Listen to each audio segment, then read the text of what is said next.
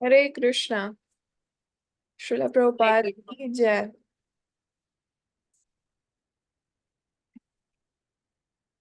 नमो विष्णुपादाय कृष्ण पृष्ठाय भूतले श्रीमते लोकनाथ स्वामी इति नामिने। नमो विष्णुपादाय कृष्ण पृष्ठाय भूतले श्रीमते भक्ति वेदांत स्वामी इति नामिने। नमस्ते सारस्वते देवे गौरवाणी प्रचारिणे निर्विशेष शून्यवादी पाश्चात्य देश तारिणे। वाञ्छाकल्पतरुभ्यश्च कृपा सिन्धुभ्येव च पतितानां पावनेभ्यो वैष्णवेभ्यो नमो नमः। जय श्री कृष्ण चैतन्य प्रभु नित्यानंद श्री अद्वैत गदाधर श्रीवासादि गौर भक्तवृंद। हरे कृष्ण कृष्ण कृष्ण हरे हरे, हरे राम राम राम हरे हरे। मुकुं करोति वाचालं पंगुं लंघयते गिरिं, यत्कृपातमहं वन्दे श्री गुरून् दीनतारिणं परमानंद माधवं श्री चैतन्य ईश्वरम्। तो आज हम Srila Prabhupada chapter 4 part 9 discuss करेंगे। तो प्रभुपाद अब बॉम्बे में आते हैं। बॉम्बे में प्रभुपाद आकाश गंगा बिल्डिंग में एक 4 रूम फ्लैट है जो डिसाइपल्स लेते हैं। उसके 7th फ्लोर पे एक 4 रूम फ्लैट होता है और उसका किराया रहता है 3000 रुपीज। हालांकि डिवोटीज के पास उस वक्त कोई गारंटी इनकम नहीं था, लेकिन फिर भी क्योंकि प्रभुपाद को वो लोकेशन बहुत अच्छी लग रही थी, बहुत प्रेस्टिजियस लोकेशन थी, तो प्रभुपाद ने ये रिस्क लिया। और वो जो हेडक्वार्टर्स था प्रभुपाद उसको एक प्रभुपाद क्योंकि जानते थे बॉम्बे में प्रीचिंग करना है तो एक अपना बेस तो होना चाहिए प्रीचिंग के लिए, तो इसलिए प्रभुपाद वहां पे उसको सिलेक्ट करते हैं आकाश गंगा बिल्डिंग में। उसके बाद प्रभुपाद सबसे पहले अपना प्रीचिंग प्लान रिवील करते हैं और वो होता है 11 डे पंडाल प्रोग्राम। तो जैसे कि हम जानते हैं ये 11 डे पंडाल प्रोग्राम, इससे गुरु महाराज कनेक्ट हुए, तो ये बहुत ही बड़ा पंडाल प्रोग्राम था। और इसी पंडाल प्रोग्राम से एक्चुअली परम पूज्य राधानाथ महाराज भी कनेक्ट हुए थे। तो ये बहुत इम्पोर्टेंट हिस्ट्री में, इस्कॉन की हिस्ट्री में पंडाल प्रोग्राम है। तो प्रभुपाद कहते हैं कि if you are going to hunt then you should hunt for a rhinoceros. In that way if you don't succeed everyone will simply say oh it couldn't be done anyway। तो प्रभुपाद कह रहे हैं कि अगर हमें शिकार करना ही है तो हमें राइनोसरस का करना चाहिए। राइनोसरस का हिंदी कोई बता सकता है? मुझे पता नहीं है। माता जी अगर आपको पता है आप बता सकते। हाँ, हमें बड़ा संकल्प लेना चाहिए, चांद से तारे, चांद तोड़ के लाना, मेहंदी। तो फिर यहाँ पे प्रभुपाद कहते हैं कि अगर हमें सक्सेस नहीं भी मिली तो लोग कहेंगे हाँ ये तो वैसे भी हो नहीं सकता था जो आप सोच रहे थे, और अगर मिल गया तो लोग बहुत आश्चर्यचकित हो जाएंगे। तो इस तरह से डिसाइपल्स जो थे जब उनको ये पता चला, तो हालांकि उनमें उतने गट्स नहीं थे उस टाइम पे इतना बड़ा प्रोग्राम, क्योंकि वो फॉरेन से आए थे, बॉम्बे में उनको ये सब करना था, तो वो उतने एंथुजियास्टिक पहले थे नहीं। लेकिन प्रभुपाद का इतना मोटिवेशन था, इतना इंस्पिरेशन था, तो फिर उन्होंने वो किया। सो अभी ऐसा भी एक सिचुएशन था कि प्रभुपाद जहां भी जाते थे और उनके डिसाइपल्स वेस्टर्नर्स अमेरिकन यूरोपियंस जब भी साथ जाते थे तो उनको भी सेम रिस्पेक्ट मिलता था हमेशा जितना प्रभुपाद को मिलता था। लेकिन उनको ये एक्सपीरियंस था, उनको अंदर ये महसूस होता था कि हम बहुत ही ज्यादा मूर्ख हैं, मूर्ख दास हैं अपने गुरु के। एक्चुअली प्योर डिवोटी तो प्रभुपाद हैं, he is empowered bye Krishna. Prabhupada अपना हालांकि क्रेडिट देते थे शिष्यों को कि सब कुछ ये कर रहे हैं, लेकिन उनको पता था कि एक्चुअली प्रभुपाद भगवान के प्रतिनिधि हैं और वो हमारी अथॉरिटी हैं। और भगवान से जो हमारा एक लिंक है वो प्रभुपाद के थ्रू है। और जैसे भगवान कृष्ण हम जानते हैं असीमित है, अनलिमिटेड है, तो वैसे ही उनके जो रिप्रेजेंटेटिव है प्रभुपाद, वो चाहे तो अनलिमिटेड सर्विस हमसे डिमांड कर सकते हैं कृष्णा के बिहाफ पे। तो इस तरह से उनको अगर लग रहा था ये बहुत मुश्किल है, इम्पॉसिबल है, तो प्रभुपाद कहते थे impossible is a word in a fools dictionary.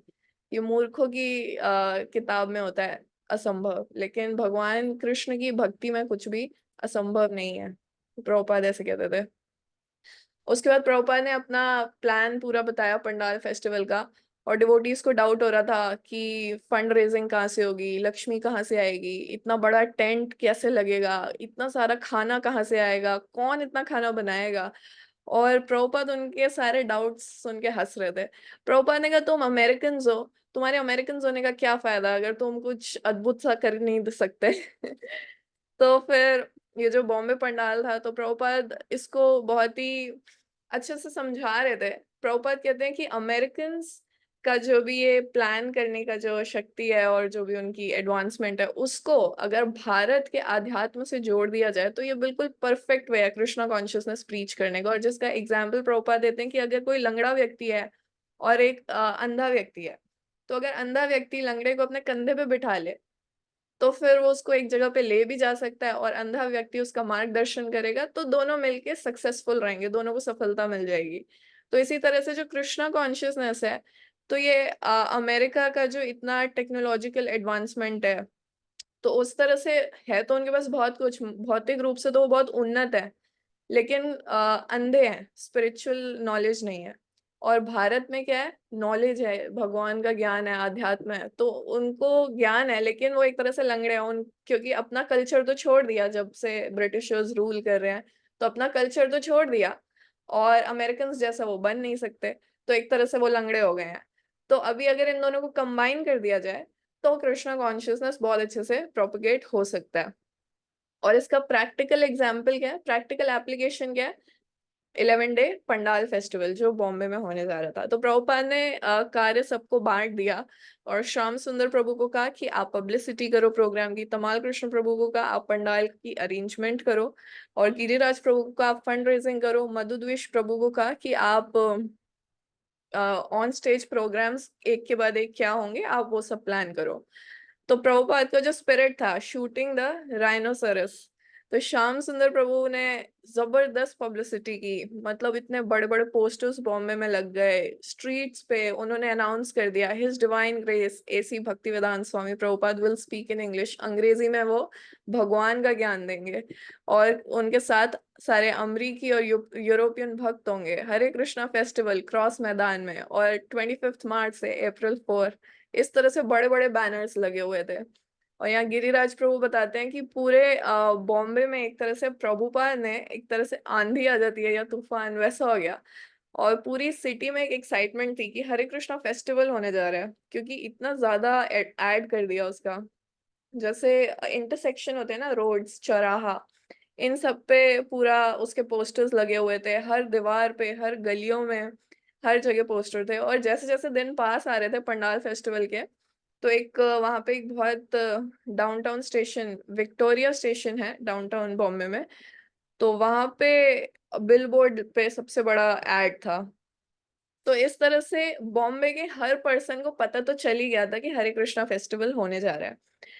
तो उसके बाद श्याम सुंदर प्रभु ने एक बहुत बड़ा बलून था, जो आपने कई बार काफी जगहों पे देखा भी होगा, ऐसे हीलियम उसमें फिल्ड गैस थी, और वो बलून एक बहुत लंबी रस्सी से क्रॉस मैदान में ऊपर तक जा रहा था, और उस वो पूरी सिटी को लगभग दिख सकता है, इतना ऊंचा था वो क्रॉस मैदान में।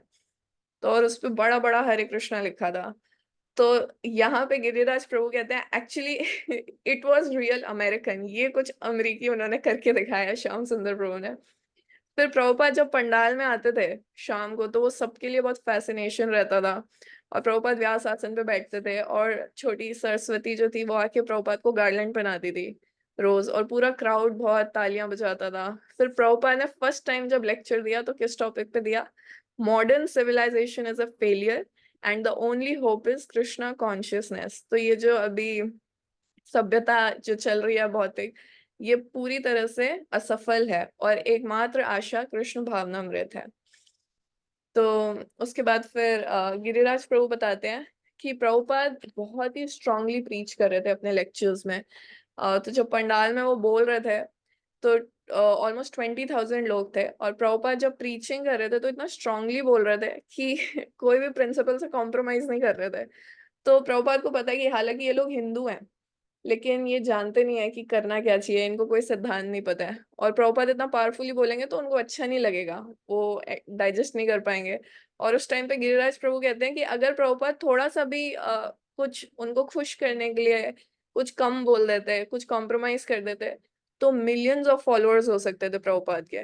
लेकिन प्रभुपाद बहुत बोल्डली प्रीच कर रहे थे, और ऑडियंस को हो सकता है काफी ऑडियंस को अच्छा भी नहीं लग रहा था, क्योंकि ये बहुत बड़ी चुनौती थी उनकी इंद्र तृप्ति पे, और उन इंद्र तृप्ति को और उनके भावनाओं को।